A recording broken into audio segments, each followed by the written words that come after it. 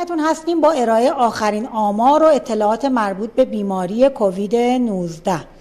1,319,920 تست با تلاش همکاران آزمایشگاهی تاکنون انجام شده و تعداد بیماران شناسایی شده طی 24 ساعت گذشته بر اساس معیارهای قطعی تشخیصی 2612 نفر می باشد که از این تعداد 1071 نفر در مراکز درمانی طی 24 ساعت گذشته بستری شدند.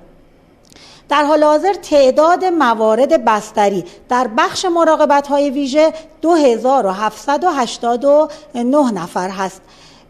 امروز طی 24 ساعت گذشته ضمن ابراز همدردی با خانواده‌های داغدار و طلب آمرزش برای روح این عزیزان 120 نفر از هموطنان عزیز رو از دست دادیم.